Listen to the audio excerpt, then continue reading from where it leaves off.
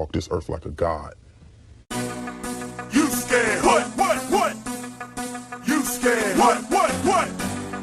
You scared? What? Kicking in the door, I make the bitches hit the floor for keys. Yeah. Travis got it here, and I'm back with some more boxing.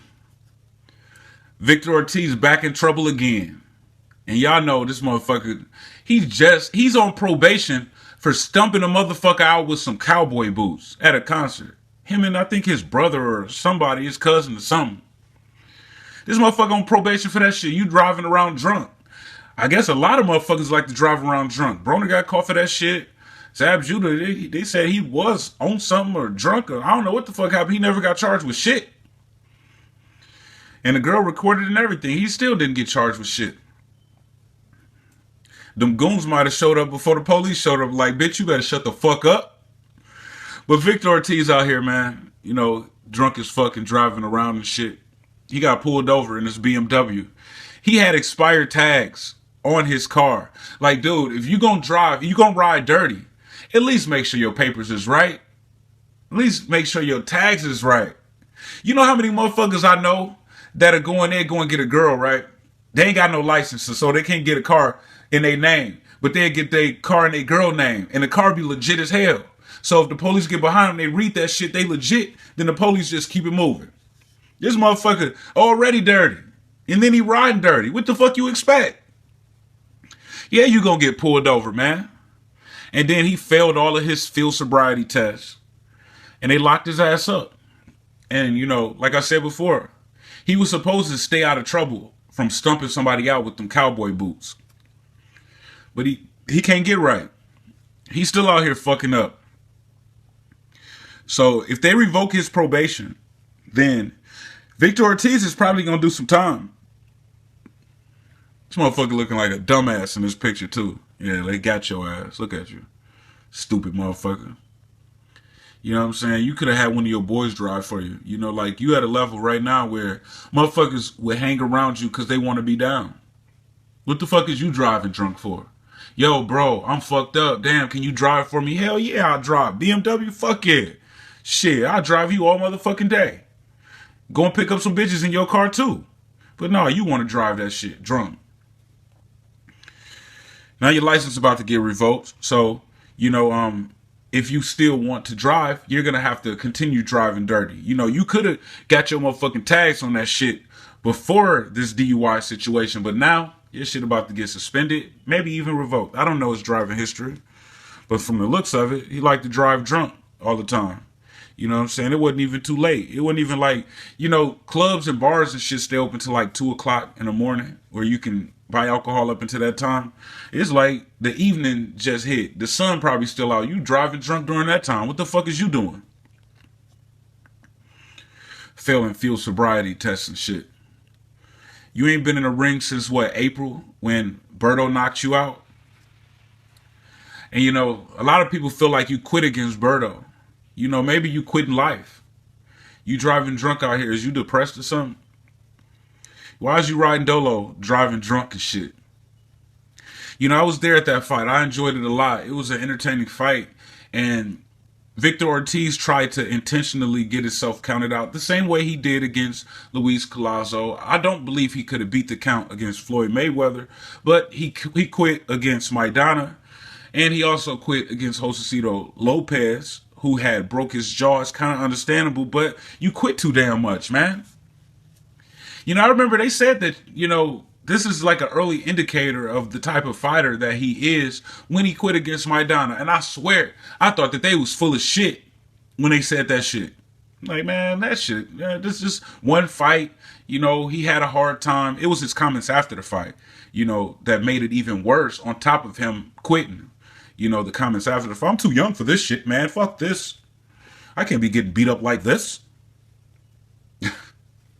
And then he ended up like quitting repeatedly after that, man. You know, like half of the fights after that, you quit. You know, whether you quit like just straight up, I quit, or you found a way out. He tried to get counted out against Berto, but the referee knew that it was going to be that type of fight where both fighters could possibly go down. You know, Berto went down and then Victor Ортис went down.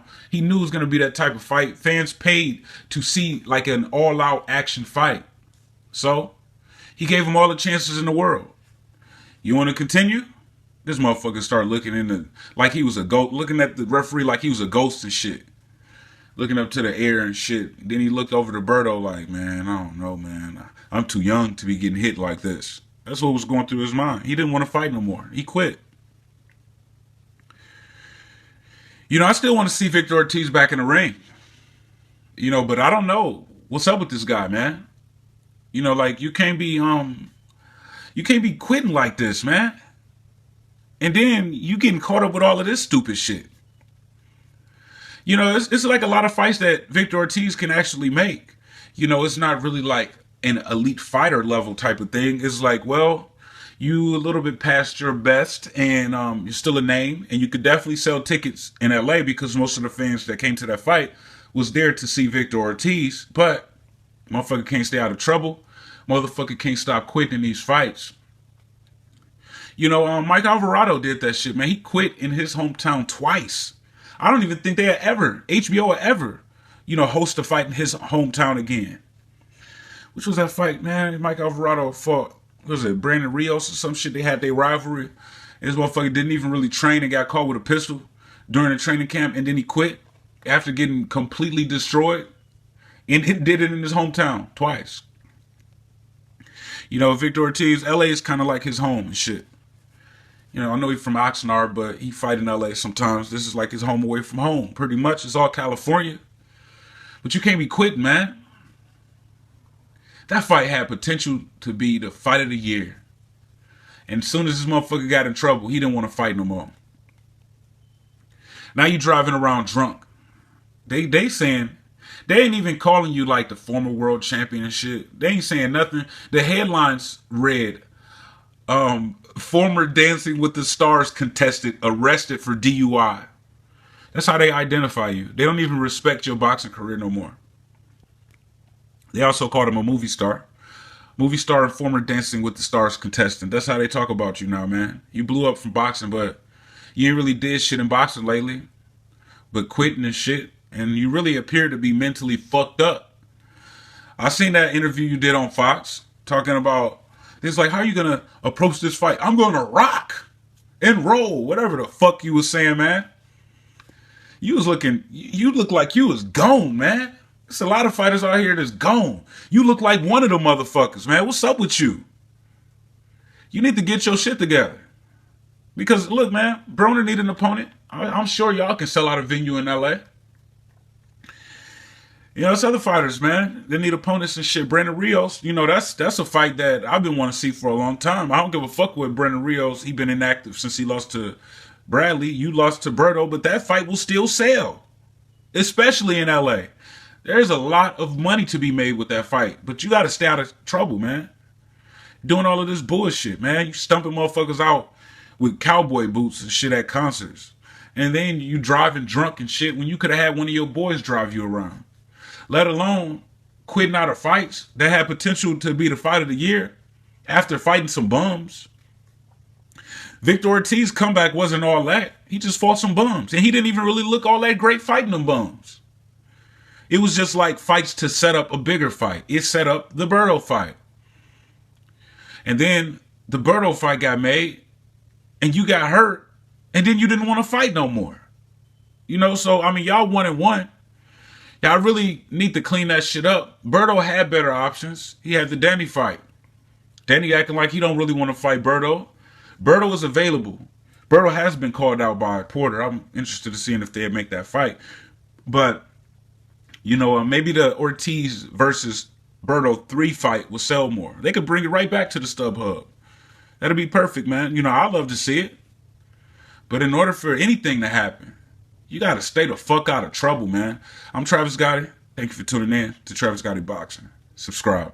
I gotta quit fucking with you. I gotta quit fucking with you.